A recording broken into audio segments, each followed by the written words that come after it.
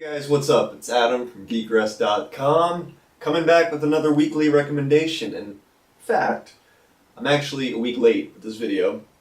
I've been a little bit sick, not feeling so well, been very busy, so hopefully I'll be able to, double time it and get 2 videos up to you this week. But there's a release last week that I had to mention because I was sold. I was sold on it, is the best way I can put it. Daredevil. That's it. You just saw a sneak. Daredevil number 10, Mark Waid's Daredevil. This is the book I want to recommend, and I'm going to tell you this right up front. I haven't read a single issue of Daredevil prior to this one, of Mark Waid's run, nor have I picked up a Daredevil book in the last 10 years. Alright, that's how long it's been. I grew up reading Daredevil. I love Matt Murdock. Tragic character. I always felt that there was much more tragedy to this character, even though he didn't have that much more of a horrible fate than most other Marvel superheroes with their flaws, but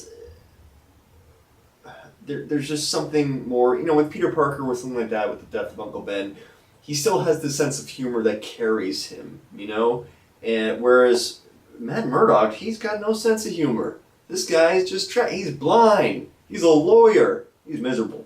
But Mark Waid's run has been amazing. I've heard. After picking up number 10, I'm now going back, I'm going to read them all, and I'm going to continue this story because I have not seen Matt Murdock portrayed like this in such a long time. He is the same character that he's always been, but there's just a deeper resonance. There's something that really caught me with this book. And what this issue features is Daredevil going down subterranean levels in pursuit of Mole Man, who has just robbed a graveyard of all its corpses, all of its caskets, including Matt Murdock's father. Clearly he's got a little personal vendetta. He goes after Mole Man, and you see Mole Man with the corpse of an old co-worker of his, a female co-worker, who he once adored and cherished, and once she was out of the picture, once she was no longer working with him, the ridicule and the teasing and the taunting from his coworkers took her place, and he became a reclusive mole man going underground.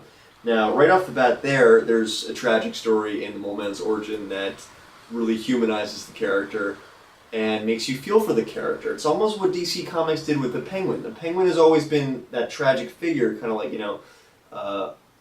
off, weird-looking, tormented by his peers, whatnot.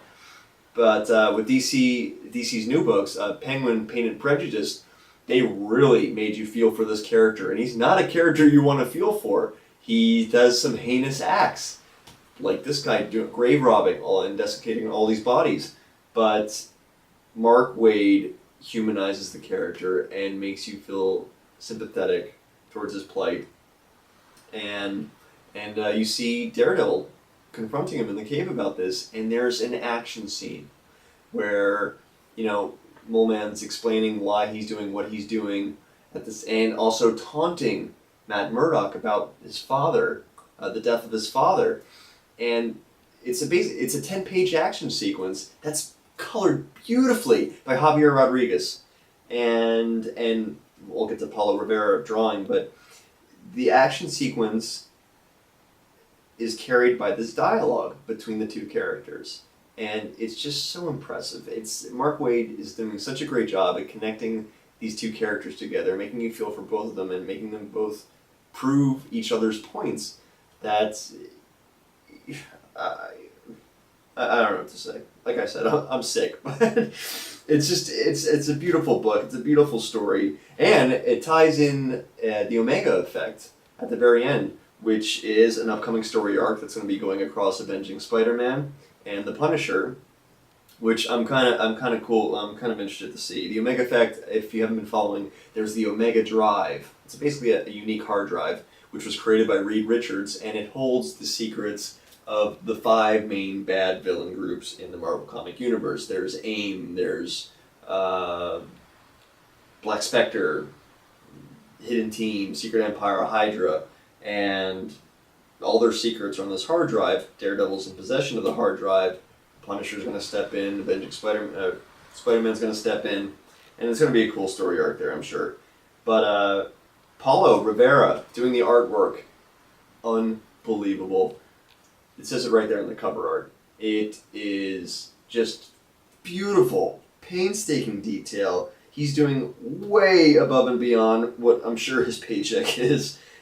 He has just knocked it out of the park throughout this entire book, and like I said, Javier Rodriguez doing the colors. It's bright, it's vibrant, it's like a modernized '90s version of the character, and it looks beautiful. So you know what? Get this book, Daredevil #10. Mark Waid's writing is fantastic. Pick up issues 1 through 10. It's still early enough in the series that you can catch up without feeling too overwhelmed. And yeah, Daredevil #10. I recommend it. Pick it up, and I will feel better soon. I hope. All right. Adios.